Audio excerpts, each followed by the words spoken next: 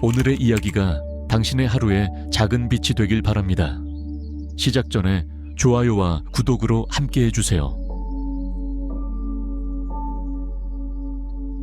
여러분 주변에 이런 사람 있지 않습니까?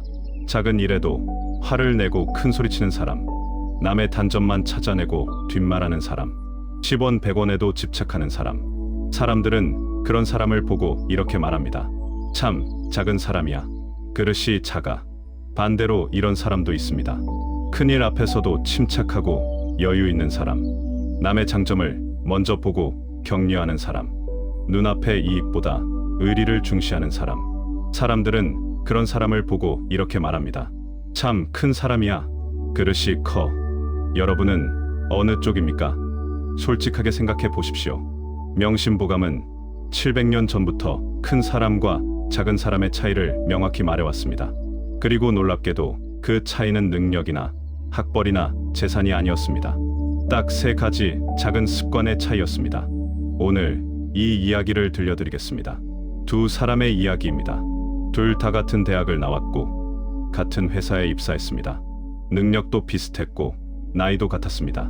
하지만 20년이 지난 지금 두 사람의 인생은 완전히 달라졌습니다. 한 사람은 임원이 됐고 수많은 사람들이 그를 따릅니다. 다른 한 사람은 평사원으로 남았고 아무도 그를 존경하지 않습니다. 능력은 비슷했는데 왜 이렇게 달라졌을까요? 바로 한 사람은 큰 사람이 되었고 다른 사람은 작은 사람으로 남았기 때문입니다. 그 차이가 무엇인지 지금부터 하나씩 말씀드리겠습니다. 여러분도 함께 체크해 보시기 바랍니다. 나는 큰 사람인가 작은 사람인가 솔직하게 생각해 보십시오. 그리고 지금이라도 큰 사람으로 바뀌는 방법을 알려드리겠습니다. 지금부터 시작합니다. 명심보감은 이렇게 말합니다. 대인무기 소인유기. 큰 사람은 그릇이 없고 작은 사람은 그릇이 있다는 뜻입니다. 무슨 뜻일까요? 큰 사람은 담을 것이 너무 많아서 특정 그릇에 담을 수 없다는 겁니다. 작은 사람은 작은 그릇 안에 갇혀 있다는 겁니다. 그럼 구체적으로 어떤 차이가 있는지 살펴보겠습니다. 편의상 작은 사람을 A씨라고 부르고 큰 사람을 B씨라고 부르겠습니다. 첫 번째 차이는 작은 것에 대한 반응입니다. A씨의 이야기부터 들려드리겠습니다. 그는 35세 과장입니다. 어느 날 아침 출근길이었습니다. 주차장에서 다른 차가 그의 자리에 주차해 있었습니다. A씨는 순간 화가 폭발했습니다. 이게 누구 차야? 여기 내 자리라고. 관리실에 전화해서 소리를 질렀습니다. 차 주인이 나타나자 30분 동안 따졌습니다. 당신 눈 없어요? 여기 제 번호 써 있잖아요. 결국 그날 회의에 늦었고 상사한테 혼났습니다. 점심시간이 됐습니다. 구내 식당에서 줄을 서는데 누군가 새치기를 했습니다. A씨는 또 화가 났습니다. 야, 새치기 하지 마. 큰 소리를 쳤고 주변 사람들이 쳐다봤습니다. 분위기가 싸해졌습니다. 오후에는 회의가 있었습니다. 후배가 보고서를 늦게 제출했습니다. A씨는 회의실에서 후배를 혼냈습니다. 너 이렇게 일할 거야? 다른 직원들이 있는 자리에서 공개적으로 망신을 줬습니다. 저녁에 귀가하는 길이었습니다. 편의점에서 1,000원짜리 음료수를 샀는데 계산이 잘못됐습니다. A씨는 또 화를 냈습니다. 1,000원 더 받았어요. 확인 좀 제대로 하세요. 알바생이 사과했지만 A씨는 5분 동안 잔소리를 했습니다. 집에 도착했습니다. 아내가 저녁 준비가 늦었습니다. A씨는 짜증을 냈습니다. 이 시간에 밥이 없어? 내가 얼마나 피곤한데. 이것이 A씨의 하루였습니다. 작은 일에 계속 화를 내는 하루였습니다. 주변 사람들은 A씨를 어떻게 생각할까요? 저 사람 참 작아. 저런 것 가지고 저렇게 화를 내? 같이 일하기 힘들어. 항상 뭔가에 화가 나 있어. 그릇이 작은 사람이야. 피하는 게 상책이야. A씨는 점점 외톨이가 됐습니다. 승진도 안 됐습니다. 20년이 지난 지금 여전히 평사원입니다. 같은 날 B씨의 하루를 보겠습니다. 역시 35세 과장입니다. 아침 출근길 주차장에서 다른 차가 그의 자리에 주차해 있었습니다. B씨는 잠시 보다가 옆자리에 주차했습니다. 뭐 오늘 하루 옆에 대면 되지. 관리실에 조용히 연락했습니다. 혹시 제 자리에 주차하신 분께 알려주시겠어요? 차 주인이 황급히 나타나 사과했습니다. B 씨는 웃으며 말했습니다. 괜찮습니다. 누구나 실수할 수 있죠. 조심하세요. 점심시간 구내식당에서 누군가 새치기를 했습니다. B 씨는 그냥 넘어갔습니다. 급한 일이 있나 보네 하고 생각했습니다. 오후 회의에서 후배가 보고서를 늦게 제출했습니다. B 씨는 회의 후 후배를 따로 불렀습니다. 무슨 일 있었어? 평소 안 그랬는데. 후배가 집안 사정을 얘기했습니다. B 씨는 격려했습니다. 힘들었겠다. 다음엔 미리 얘기해. 내가 도와줄 수 있으니까. 저녁 편의점에서 계산이 잘못됐습니다. B 씨는 조용히 말했습니다. 계산이 조금 잘못된 것 같은데 확인해 주시겠어요? 알바생이 황급히 고쳤습니다. B 씨는 웃으며 말했습니다. 괜찮아요.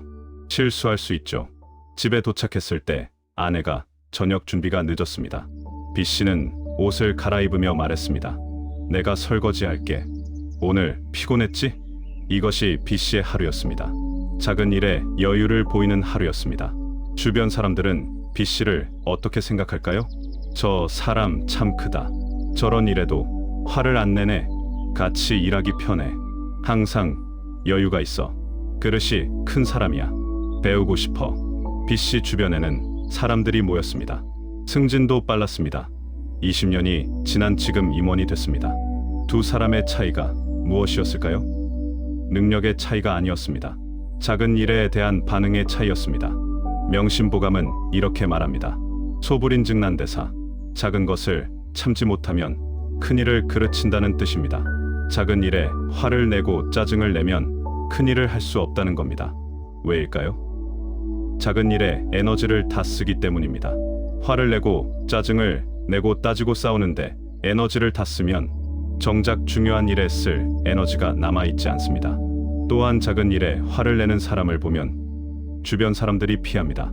저 사람은 뭔가 하나라도 잘못하면 화를 낼 거야. 그래서 아무도 그 사람과 일하고 싶어 하지 않습니다. 기회도 줄어들고 승진도 안 되고 외톨이가 됩니다. 실제로 리더십 연구가 있습니다. 성공한 리더들의 공통점을 조사했습니다. 작은 것에 연연하지 않는다가 압도적 1위였습니다. 주차 문제, 음식 문제, 계산 실수 같은 작은 일에 화를 내지 않았습니다. 이런 것 가지고 하늘 시간에 더 중요한 일을 해야지. 이것이 그들의 생각이었습니다. 반대로 실패한 사람들의 공통점도 조사했습니다. 작은 것에 집착한다가 1위였습니다. 사소한 일에 화를 내고 따지고 오래 기억했습니다. 그래서 에너지를 다 소진하고 중요한 일은 못했습니다. 여러분은 어떻습니까? 최근 일주일을 떠올려 보십시오. 주차 문제로 화를 낸 적 있습니까? 음식이 늦게 나와서 짜증을 낸 적 있습니까? 계산 실수로 따진 적 있습니까? 작은 일에 화를 내지 않았습니까? 솔직하게 생각해 보십시오. 그것이 당신의 그릇을 보여줍니다. 두 번째 차이는 남을 보는 시선입니다. A씨의 이야기를 계속 들려드리겠습니다. 회사에 새로운 동료가 들어왔습니다. 유능한 사람이었습니다.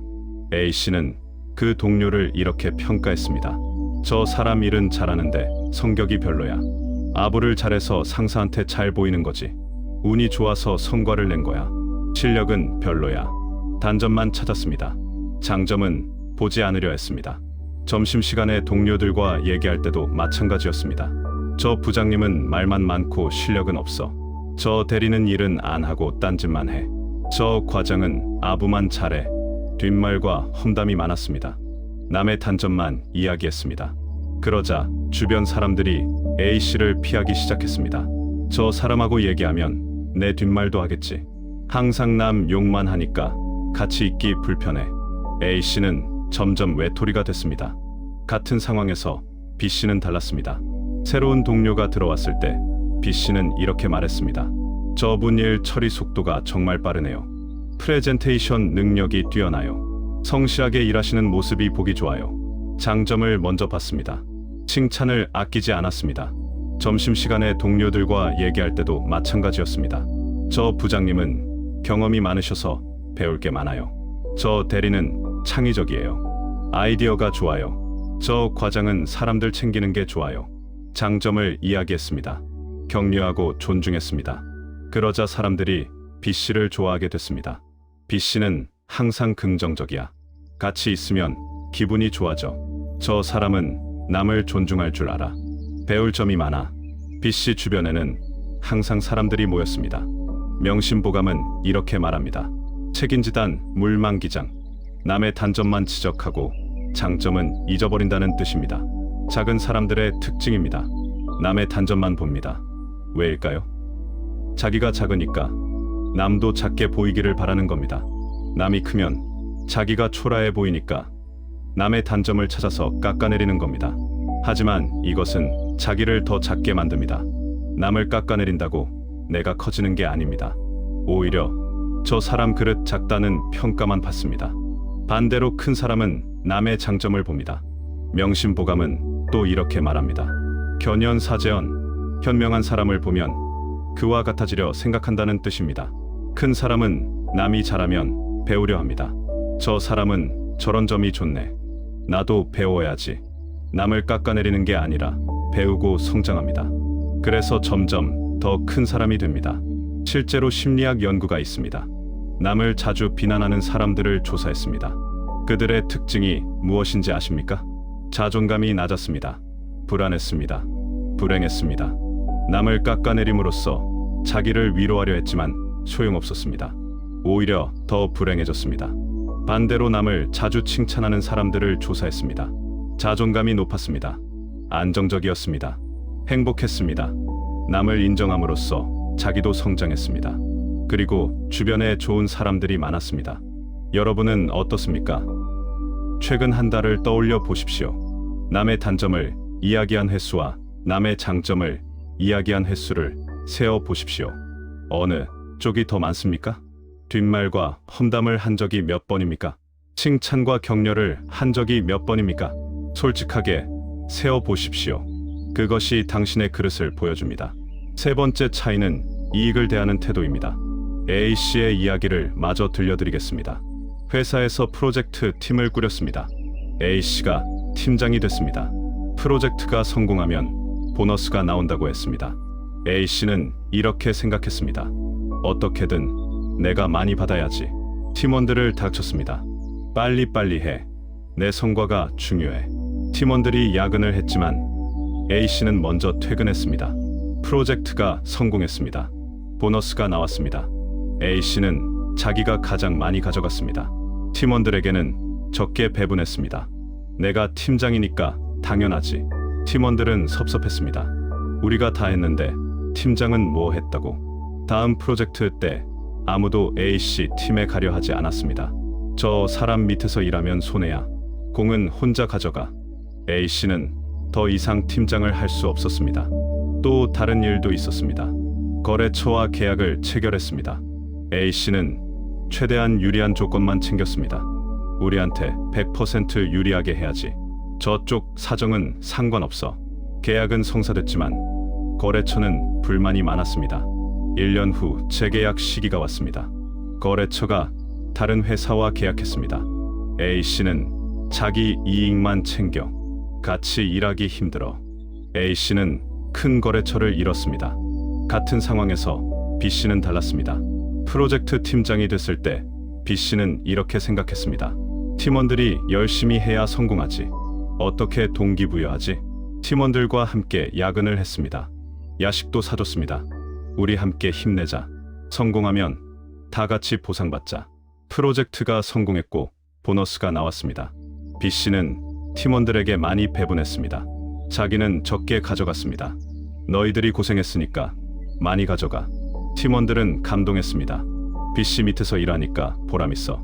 다음 프로젝트 때 모두가 B씨 팀에 가려고 했습니다. 저 사람 밑에서 일하면 인정받아. 함께 성장해. B씨는 계속 좋은 팀을 꾸릴 수 있었고 성과도 계속 좋았습니다. 거래처와 계약할 때도 B씨는 달랐습니다. 우리한테만 유리하면 안 돼. 저쪽도 이익이 있어야 지속 가능하지. 상대방 입장도 고려해서 조건을 만들었습니다. 이 조건이면 양쪽 다 만족할 것 같은데 어떠세요? 거래처가 만족했습니다. B씨는 우리 입장도 생각해주네. 재계약은 물론이고 다른 프로젝트도 함께 하자고 제안했습니다. B씨랑은 계속 일하고 싶어. 믿을 수 있어. B씨의 네트워크는 계속 넓어졌습니다. 명심보감은 이렇게 말합니다. 군자유어의 소인유어리. 군자는 의로움을 밝히고 소인은 이익을 밝힌다는 뜻입니다. 큰 사람은 의리와 명분을 생각하고 작은 사람은 눈앞의 이익만 생각한다는 겁니다. 작은 사람은 당장 10만 원 더 챙기는 것에 집착합니다. 큰 사람은 10만 원 손해봐도 신뢰를 지킵니다. 그런데 신기한 일이 벌어집니다. 10만 원에 집착한 사람은 결국 100만 원을 잃습니다. 신뢰를 잃으니까 기회가 사라지니까요. 10만 원 손해본 사람은 결국 1000만 원을 얻습니다. 신뢰를 얻으니까 기회가 늘어나니까요. 실제로 경영학 연구가 있습니다. 단기 이익을 추구한 회사와 장기 관계를 중시한 회사를 비교했습니다. 10년 후 어떻게 됐을까요? 단기 이익 추구 회사는 대부분 망했습니다. 거래처가 떠났고 직원들이 떠났고 고객이 떠났습니다. 장기 관계 중시 회사는 대부분 성장했습니다. 거래처가 늘었고 직원들이 충성했고 고객이 늘었습니다. 사람도 마찬가지입니다. 눈앞의 작은 이익에 집착하는 사람은 결국 큰 손해를 봅니다. 신뢰를 잃고 관계를 잃고 기회를 잃습니다. 당장의 이익을 조금 양보할 줄 아는 사람은 결국 큰 이익을 얻습니다. 신뢰를 얻고 관계를 얻고 기회를 얻습니다. 여러분은 어떻습니까? 최근의 일들을 떠올려 보십시오. 작은 이익을 위해 신뢰를 저버린 적 있습니까? 당장 손해보더라도 의리를 지킨 적 있습니까? 10원 100원에 집착한 적 있습니까? 큰 그림을 보고 양보한 적 있습니까? 솔직하게 생각해 보십시오. 그것이 당신의 그릇을 보여줍니다. 자, 여기까지 3가지 차이를 말씀드렸습니다. 첫째, 작은 일에 대한 반응의 차이. 둘째, 남을 보는 시선의 차이. 셋째, 이익을 대하는 태도의 차이. 이 3가지가 큰 사람과 작은 사람을 가릅니다. A씨와 B씨는 능력이 비슷했습니다. 하지만 이 3가지가 달랐습니다. 그래서 20년 후 한 사람은 임원이 되고 한 사람은 평사원으로 남았습니다. 명심보감은 이렇게 말합니다. 대인불기소절 불수소사. 큰 사람은 작은 절개에 구애받지 않고 작은 일에 얽매이지 않는다는 뜻입니다. 큰 사람이 되려면 작은 것에 연연하지 말아야 합니다. 그럼 오늘부터 어떻게 해야 할까요? 구체적인 실천 방법을 알려드리겠습니다. 첫째, 작은 일에 여유를 가지십시오. 주차 문제, 계산 실수, 음식이 늦게 나오는 것 같은 사소한 일에 화를 내지 마십시오. 이런 것 가지고 화낼 시간에 더 중요한 일을 해야지. 이렇게 생각하십시오. 처음엔 힘들 수 있습니다. 화가 치밀어 오를 겁니다. 하지만 3초만 참으십시오. 숨을 깊이 쉬십시오. 이게 화낼 만한 일인가?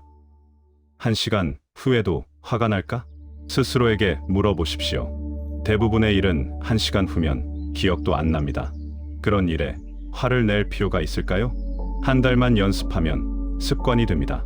작은 일에 화를 내지 않는 습관이 생기면 여러분의 에너지가 달라집니다.